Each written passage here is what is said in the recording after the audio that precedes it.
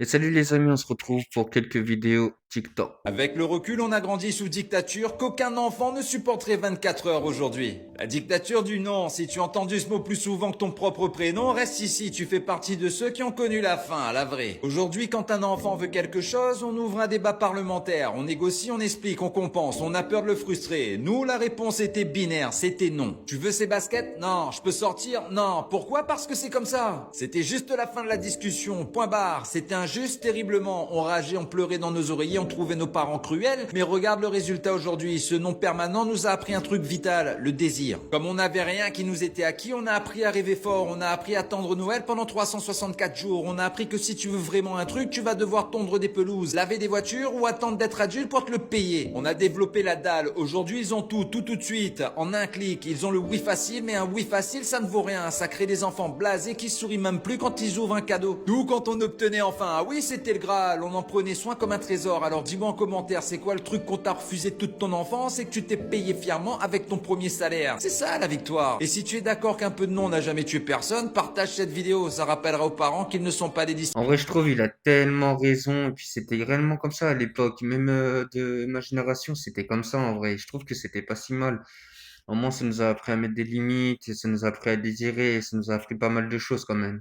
Toutes les choses que vous devez absolument regarder quand vous visitez un logement. Parce que ça vous évitera de vous faire avoir comme moi avec mon premier logement. J'ai douillé, moisissures partout, c'était pas du tout isolé. Donc vous allez voir, c'est des astuces que personne vous dira, mais ça va vous éviter de vous faire avoir. Déjà, vérifiez bien si ça capte. Regardez les barres de réseau sur votre téléphone, ça suffit pas. Faut tester, donc vous passez un appel WhatsApp, qualité, pas de bug, que vous recevez bien l'appel aussi. Ensuite, prévoyez plusieurs visites, au moins 2 visites, déjà de jour, pour que vous voyez bien tous les défauts. Tu demandes aussi comment tu es situé par rapport au soleil, parce que si tu es situé au nord, sache que tu n'auras pas de soleil du tout. Ensuite, tu prévois une autre visite pendant les heures de pointe de ton logement, c'est-à-dire quand il y a tous les voisins, tout le monde dans la rue, pour écouter le bruit. Vérifie absolument les coins, qu'il n'y ait pas de traces de moisissure, voire de punaises de lit, ok? Ça sera des petites taches noires, vous verrez. Ensuite, touchez les murs extérieurs. S'ils sont froids, ça veut dire que c'est mal isolé. Vérifie aussi la buée sur les vitres. Si tu vois de la buée ou que c'est un peu mouillé en bas, ça veut dire que c'est aussi très mal isolé. Une autre astuce, tu vérifies si l'air soufflé par le VMC est froid ou tempéré. S'il est froid, c'est mal isolé. Tu vas douiller en facture. Concernant les factures d'électricité, vérifie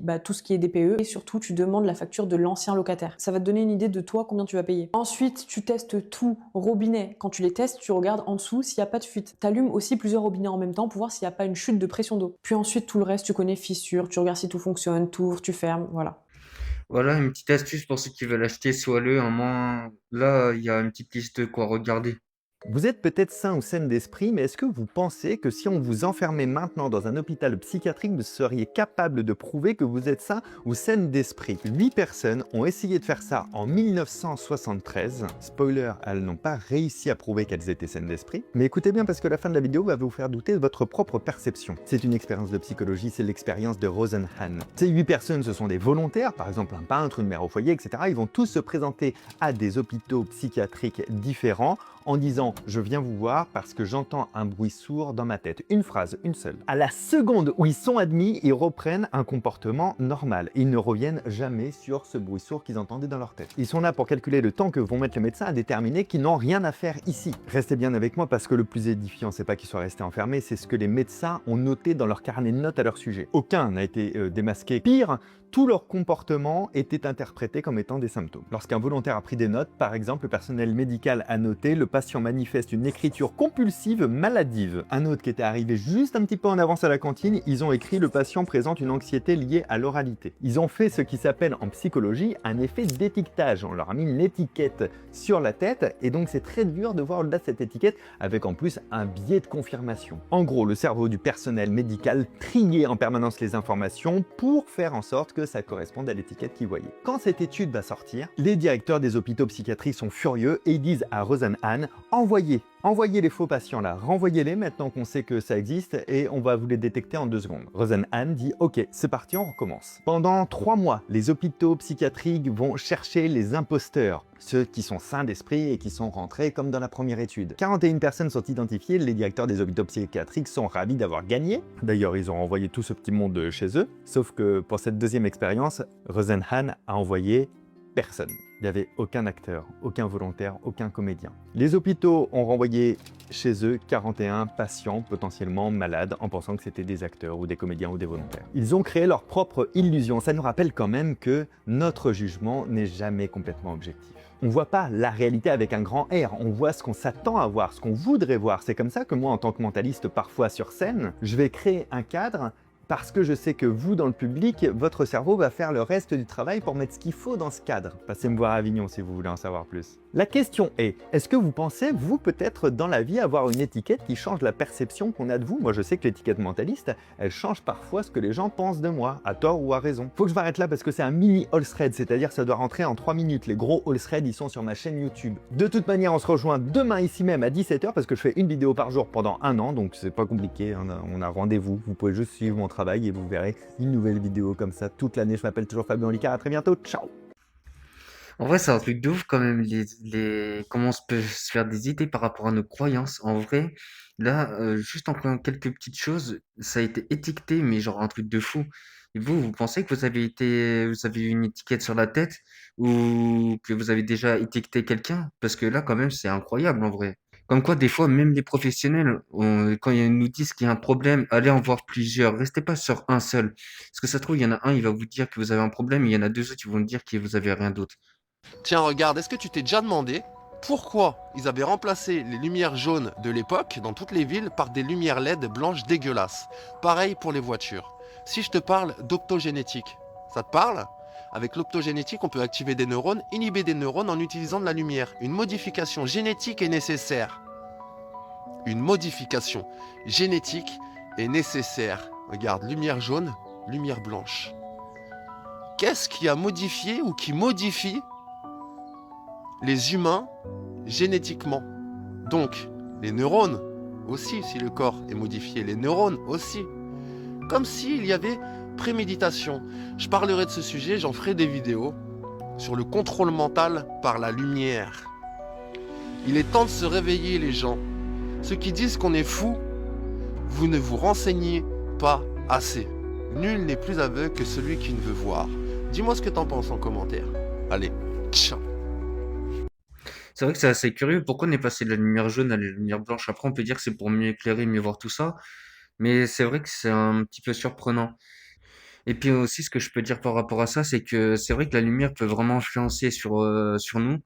Et même déjà au niveau émotionnel, déjà quand on met une lumière d'ambiance, tout ça, tamisé, des fois, ça fait on ressent un petit quelque chose.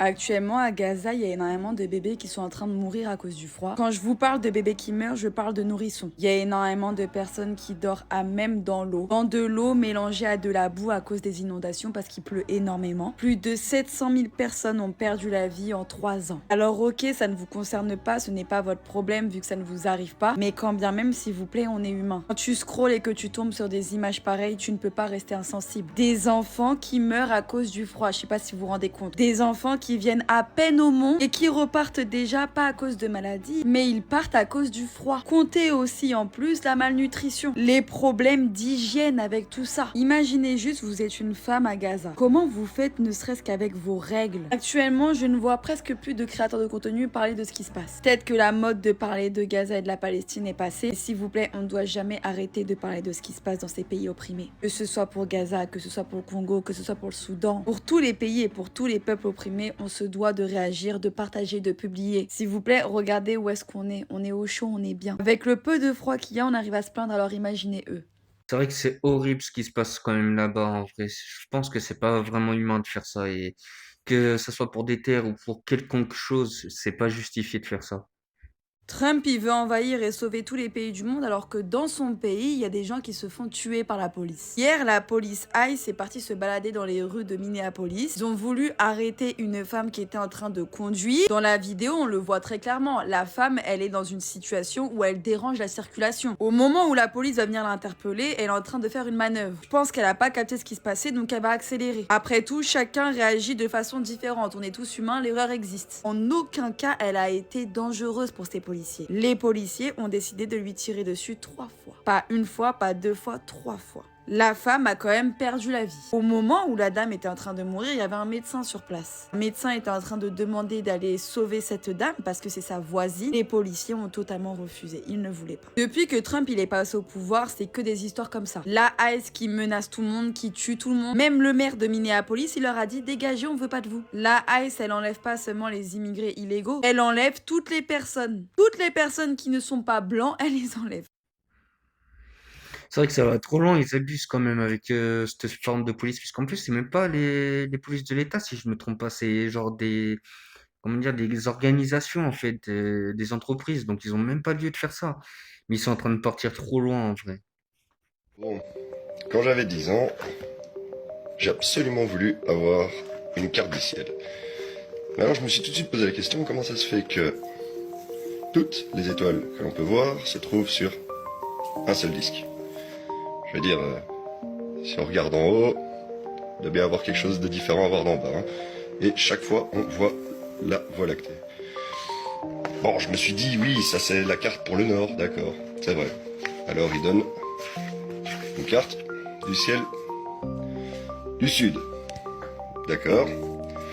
Le coup de bol, c'est que on voit aussi la Voie lactée, donc ça revient exactement au même que de retourner simplement la carte.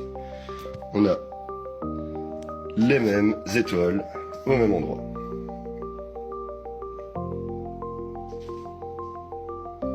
Exactement. Donc, où qu'on regarde hémisphère nord, hémisphère sud, on voit les mêmes étoiles tout le temps. J'ai peut-être une idée pour ça. Si on prend un point central, donc, mon petit laser là, qu'on pointe au plafond et qu'on fait tourner, eh ben on verra en effet tout le temps les mêmes étoiles. C'est vrai quand même, c'est assez curieux en vrai. C'est parce que quand normalement on est au sud, on ne devrait pas voir les mêmes étoiles que quand on est au nord, à part si c'est une forme de terre plate ou quelque chose comme ça. C'est vrai que là, j'ai pas trop d'explication. Pourquoi ils auront menti sur des anciens livres de l'époque. Enfin, on peut pas tout mettre sur l'ignorance et le mensonge non plus. Enfin, je sais pas.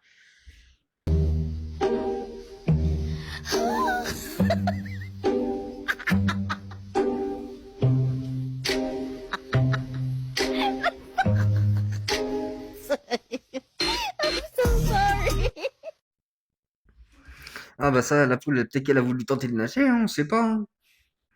Après, c'est quoi une poule qui sort de l'eau? Une poule mouillée. Ah.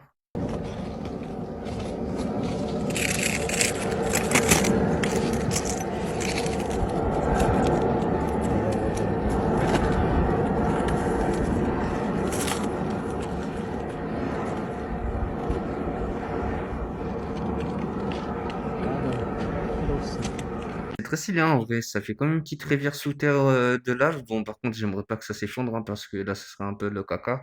Mais c'est très joli.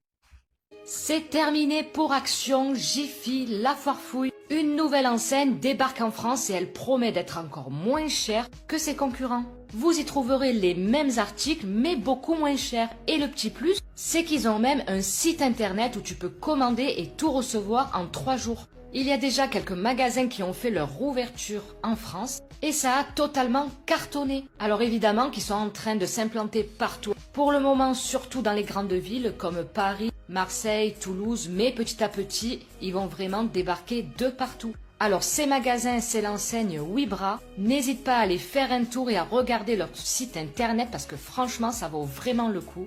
Et d'ailleurs, n'hésite pas aussi à me dire en commentaire si tu connais cette enseigne, si tu as déjà acheté là-bas. Et surtout, si elle tient ses promesses d'être beaucoup moins chère que ses propres concurrents.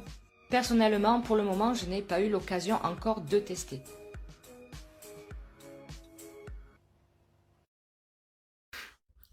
Personnellement, je connaissais pas vraiment en vrai, mais ouais, c'est un petit peu, ça peut être arrangeant en vrai si c'est un peu moins cher. Après, c'est à voir la qualité, tout ça.